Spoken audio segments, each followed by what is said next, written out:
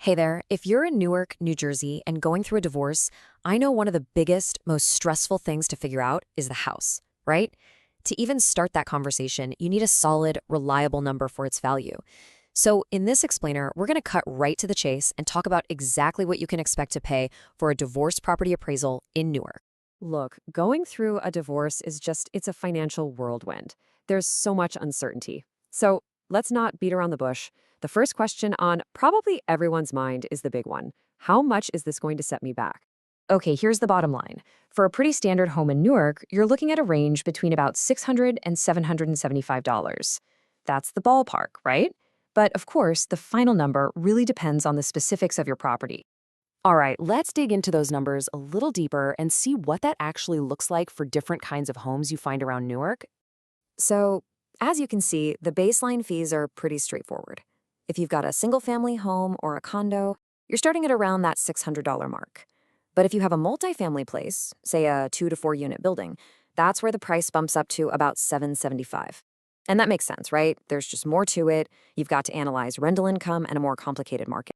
Now, it's super important to remember, these are just the starting points. A divorce appraisal isn't your standard appraisal. It's beefier. It needs a lot more documentation, a way more detailed report. And all that extra work, well, it means your final cost is probably going to land at the higher end of that range, maybe even a little bit more. And that's actually a perfect lead-in to a really, really critical point here. Not all appraisals are created equal.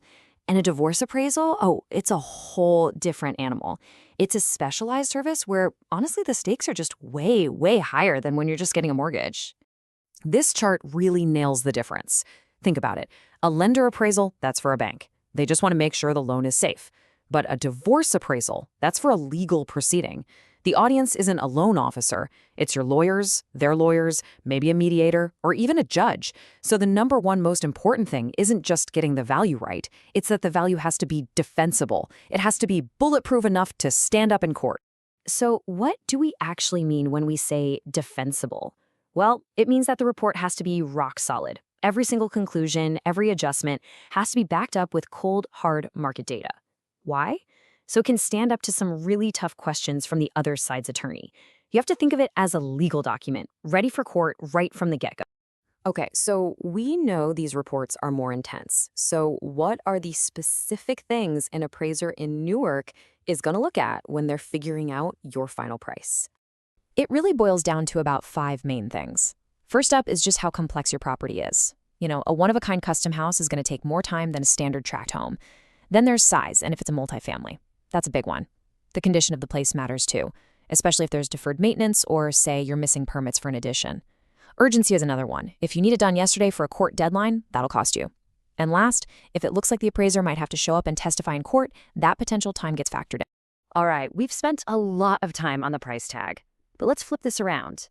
What are you actually getting for your money? Because believe me, it is so much more than just a number. That fee covers the whole shebang. First, the appraiser comes out for a super thorough inspection, inside, outside, taking photos, making notes. Then, they go back to the office and do a deep dive into the market research, looking at what similar homes in your specific Newark neighborhood have sold for. After that, they do the real analysis, adjusting the value based on how your home stacks up against those others. And all of that work culminates in that final, detailed, defensible report that lays out exactly how they got to that number. And this quote really says it all, doesn't it? The real value isn't just the number, it's the clarity. A clear, logical, well-supported report. It shuts down arguments before they can even start. When everyone can see how the number was decided, it makes negotiations so much smoother. And that, right there, can save you an unbelievable amount of time, stress, and, frankly, money on legal fees. Okay, so now you know what to expect. But how do you make sure you hire the right person for the job? Let's break it down into a simple, actionable plan. All right, here's your checklist. Number 1, always get a quote in writing and make sure it clearly says it's for a divorce and spells out any fees for court time.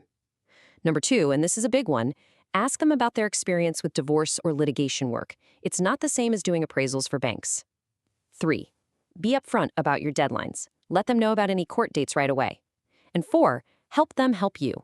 Gather up any documents you have, old appraisals, renovation plans, anything. It'll only make their report stronger and more accurate. So I want to leave you with this question to think about. Yes, an appraisal has a cost, but it's probably better to think of it as an investment. It's an investment in getting a clear, fair, and defensible number that can really be the foundation, the first solid step towards reaching a fair agreement and letting everyone involved move on.